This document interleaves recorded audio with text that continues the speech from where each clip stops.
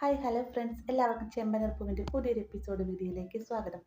അപ്പോൾ ഇപ്പം നമ്മുടെ നിലവിൽ ചെമ്പനീർപ്പൂവിൽ നടന്നുകൊണ്ടിരിക്കുന്ന ഭാഗം എന്ന് പറഞ്ഞാൽ വളരെയധികം സങ്കടമുള്ള കാര്യങ്ങളാണല്ലേ.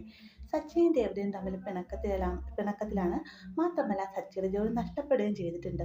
സച്ചിക്ക് ജോലി നഷ്ടപ്പെട്ടതിൻ്റെ പേരിൽ ശ്രുതിയും കൂടെ ചന്ദ്രയും ഒരുപാട് കുറ്റപ്പെടുത്തുന്നുണ്ട് നമ്മുടെ സച്ചിനെ, അതുപോലെ രേവതിനെയും. അപ്പോൾ നിലവിൽ ശ്രുതിക്ക് ജോലി ഇല്ലാഞ്ഞിട്ടും ശ്രുതി ജോലിക്ക് പോകുന്നുണ്ടെന്ന് അഭിനയിക്കുന്നുള്ള കാര്യം വീട്ടിലറിഞ്ഞു കഴിയുമ്പോഴത്തേക്കും എന്തായിരിക്കും ഉണ്ടാകുന്നത് എന്ന് നമുക്ക് ചിന്തിക്കാവുന്ന ഒരു കാര്യമാണല്ലേ ഉള്ളൂ. ആ ഒരു വിവരം അറിഞ്ഞു കഴിയുമ്പോഴത്തേക്കും ശ്രുതിക്കും അതുമാത്രമല്ല ചന്ദ്രയ്ക്കും നല്ലൊരു തിരിച്ചടി തന്നെയായിരിക്കും അല്ലേ. അതെങ്ങനെയാണെന്നല്ലേ, നമ്മുടെ സച്ചി തന്നെയാണ് കേട്ടോ ശ്രുതിയുടെ കള്ളത്തരം പൊളിക്കുന്നത്.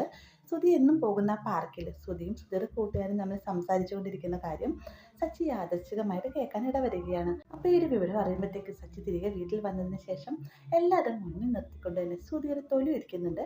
അപ്പോൾ ശ്രുതിക്ക് ജോലി നഷ്ടമായി എന്നറിയുമ്പോഴത്തേക്കും, ഇത്രയും നാളും തന്നെ ശ്രുതി കളിപ്പിക്കുകയായിരുന്നു എന്നറിയുമ്പോഴത്തേക്കും ശ്രുതിക്കും അത് നല്ല തിരിച്ചടി തന്നെയാണ് കിട്ടുന്നത്. അപ്പോൾ ഇങ്ങനെ ഒരു ഭാഗം നമുക്ക് ചെമ്പനീർപ്പൂവിൽ ഉടനെ തന്നെ കാണാൻ സാധിക്കുന്നതായിരിക്കും.